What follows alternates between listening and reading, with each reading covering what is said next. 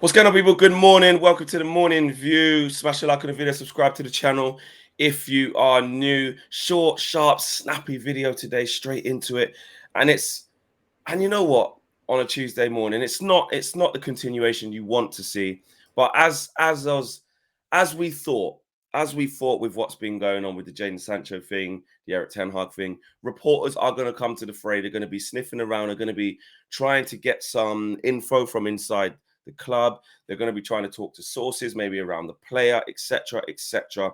And with it being international break, and it's not like the focus is on another game and the preparation for another game, it was always going to kind of go this way, where more sort of comes out the back off of this Jadon Sancho and Erik Ten Hag saga, mess, spat, face off, whatever you want to call it, because it hasn't been good. And that's exactly what's happened over the course of yesterday evening into maybe a little bit early this morning as well. So we're just going to get into the current state of play of where we're at with that and what some of the reports have been saying. Owen, big up to you. What's the latest, man? What's the where are we at with this thing now? The latest is quite a lot, actually, from quite a few different outlets and different sources. So bear with me here because there's quite a lot. So it first came from James Ducker from The Telegraph, who said that Erik Ten Hag is disappointed with the behaviour of Jadon Sancho. With his staff, they were stunned by his post on social networks. But if you're hoping for any kind of resolution in terms of face-to-face talks, doesn't look like that's going to be happening in the immediate future anyway, because James Ducker is saying that there are unlikely to be any face-to-face talks between Ten Hag, who is not at United's Carrington training ground on Monday, and Sancho in the coming days as a result of the international break, which can often see those not involved take a little bit of time off. So basically, they're not going to be in the same place at the same time for a little while. But this is where it gets really interesting, because James Duck is also saying that Erik Ten Hag was bitterly disappointed by Sancho's actions, given the lengths to which the Dutchman has gone to help try and kickstart the 23-year-old's career since taking over as United manager. Of course, Sancho's post still remains live and out there right now, and it remains to be seen if Sancho is going to apologize to Ten Hag or what disciplinary action in Ten Hag feels he may need to take. As far as a move for Jadon Sancho, of course, it is still possible he could go to Saudi Arabia or Turkey, but according to the Telegraph, sources in the Middle East have played down the prospect of a Saudi Pro League side bidding for Jadon Sancho before the close of their window on Thursday. Sancho, according to the Telegraph too, though, was one of these players that Manchester United are thought to have been willing to listen to offers for in the summer. But of course, no move happened. Turkey, their window's still open, but it's very unlikely that they could afford Sancho's large salary. But when you get into other outlets, Flex, like the Times, they're suggesting that Man United insiders are debating, or were certainly debating on Monday, whether Sancho would even play for Manchester United ever again. The Daily Mail, Chris Wheeler, saying that Erik Ten Hag's preference for starting Antony on the right is believed to be one of Jadon Sancho's gripes with the manager. Also, quite stunningly, Chris Wheeler from the Daily Mail suggested that Chelsea actually considered signing Jadon Sancho this summer, but they were concerned about his mindset and instead went with Manchester City's Cole Palmer instead. And we've heard the stories about it not just being Erik Ten Hag having his frustrations. There were frustrations at Borussia Dortmund. Gareth Southgate, another person that's had his frustrations with Jadon Sancho. Chris Wheeler, once again from the Daily Mail, is reporting that Gareth Southgate and his England coaching staff have spoken about the problem of Sancho, quote, sulking when he's not selected in the lineup and the negative impact this can have on the atmosphere in the camp. So there's a lot there from a lot of different outlets, but the general kind of consensus is, one, Ten Hag was frankly a bit stunned by Sancho's response. He was bitterly disappointed and let down because he feels that he's gone above and beyond to try and help him during his tenure. Some within United are debating whether he's going to play again for the club. And, people actually passed on moves for him in the summer because of maybe the same issues that are rearing their head now. I mean, what do you make of all of it? These situations are quite difficult to say something that will happen 100% A or B. It's very hard to do that because there's still more to happen. There's still talks to happen. You need to see what those discussions look like. Will the manager ever trust him again? Does he forgive him? And more importantly, does the manager believe that Jadon Sancho can match the demands of what he's asking for? Like, in general, like, even if they put this behind them. So let's say they have, listen, boss, I get it. I shouldn't have said that on social media, but I was pissed off because of X, Y, Z, and you said this. And he says, Jadon, Not going to lie to you. Don't you ever do that again. That was a disgrace. It was a cheat. I'm trying to, set standards here. And even if you didn't like what I said to the press, you should have come to me in the morning. That's not how we do things here. I can't let that happen. You know what?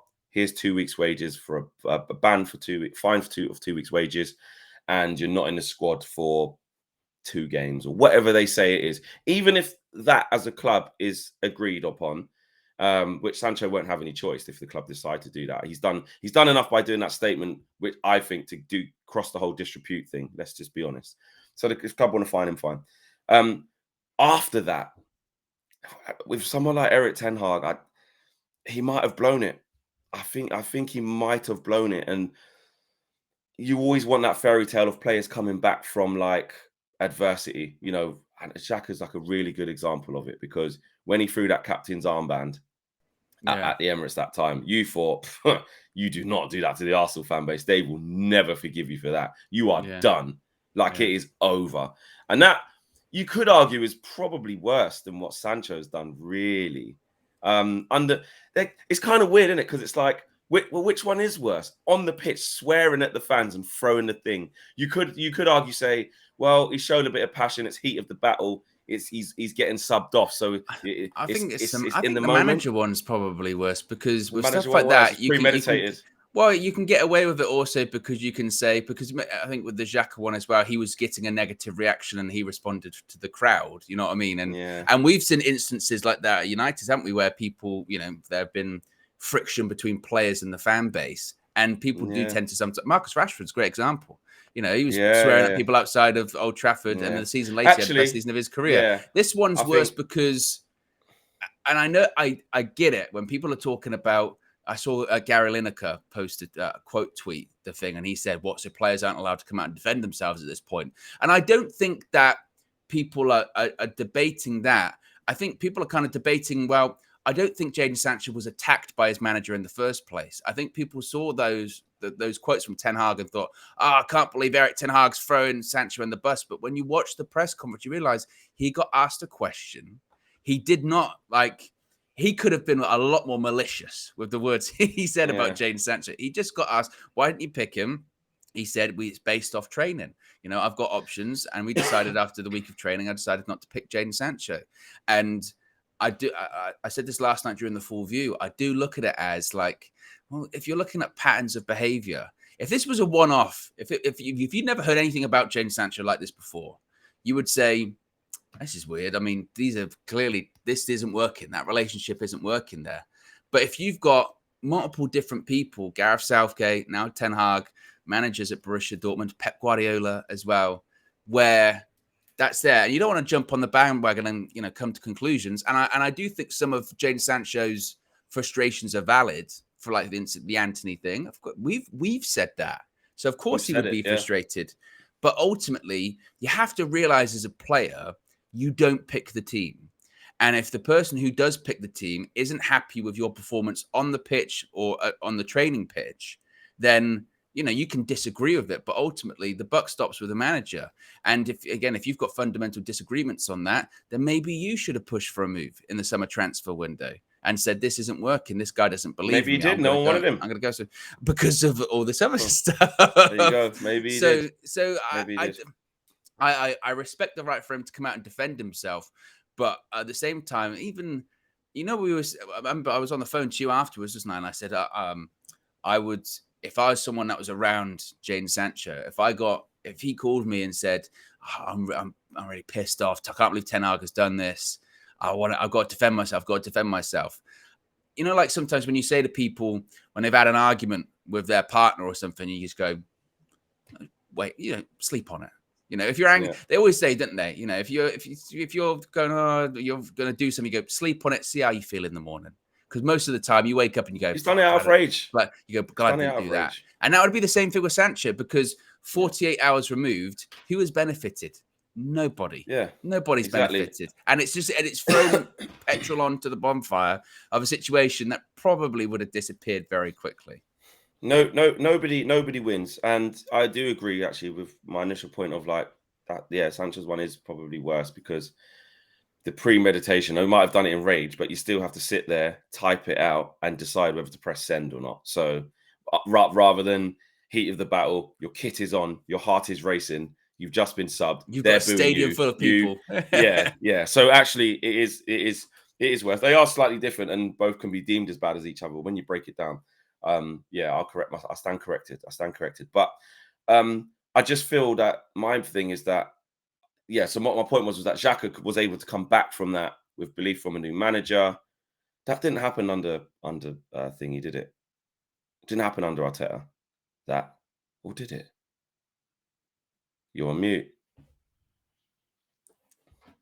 It's early, Did folks. that happen?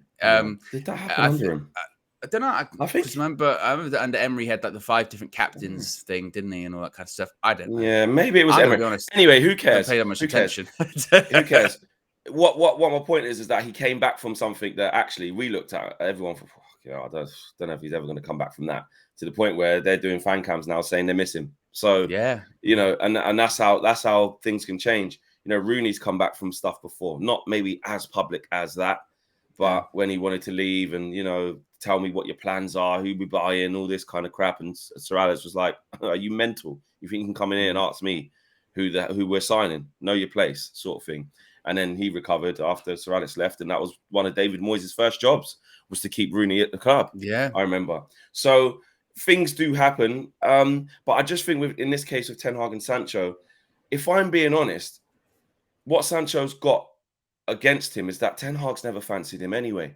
Let's be honest, and that's true. That's part of what we've been saying. Of, do we think the reason we lost to Arsenal was because Sancho would have been there? Like we're saying, we've got no Varane, we've got no Shaw. Like if Marcus Rashford wasn't playing, or we don't have a striker, we're like, Lindelof went God, off. Martinez, we're like that. But no one's really saying. But the fact we weren't able to bring on, Jadon Sancho, that really, really hurt us. And obviously, he's a big money signing and a big player and could have a flash of brilliance at any moment. I get that. But we haven't seen it, is my point. And Ten Hag hasn't seen it. And we had the situation from last season when he did get sent away. Now, I'm not going to blame it on that because, again, we don't know what really happened at that point. Yeah. But and this is me hypothesizing, if Ten Hag sent him away because of these reasons, not training well enough, I can tell you're off, I've pulled you in. I said, listen, for the last month or so, you've been doing this. I can see it. Do you agree? And Sancho might have said, yeah, you're right. I need to go away and clear my head. Or Sancho at that point might have said, what are you talking about? I'm fine. Like he's saying now. We don't know. Or it could have been something way deeper. So, but I'm just trying to, get 2 + 2 = 4 here. Maybe it is a continuation of that. Maybe Ten Hag was just frustrated at the fact that, again, he's not seeing what he wants from him. And I question now, how does Sancho have the mentality, the grit, the heart to undo that and rebuild something different? Because that's what we're asking him to do. That's what he has to ask himself to do. Does he want it? Does he want to rebuild his Man United career? Does he want to prove Erik Ten Hag wrong? And does Erik Ten Hag want to be proved wrong, or has he gone, I knew this was happening? Like, I don't fancy this guy. I mean, like the reports were sort of suggesting, like they're saying that Ten Hag, the disappointment from him sort of twofold, isn't it? Because not only is he annoyed that Sancho's come out and sort of, said what he said on social media, which is somewhat undermining of the manager, but 2, he's more disappointed because he feels like he has gone above and beyond to try and help him before, by again with that period last year. And again, if that is true from Ten Hag's perspective, that he thinks, man, I tried. We needed players last season, and I allowed him to take this time away. And by all accounts, called up that person, in the Netherlands, trained with coaches that Ten Hag knew in an area that Ten Hag knew because he felt that was what was best for him. And then if Sancho had come out and done that, and obviously Ten Hag didn't know about it, you would be like, wow, that stings, that hurts, that's disappointing. Like you said, we kind of jump into conclusions because we don't know the full story. We don't know with that. But we do know he did protect him because Sancho did seem very appreciative of that. That is true. and also as that well, did happen.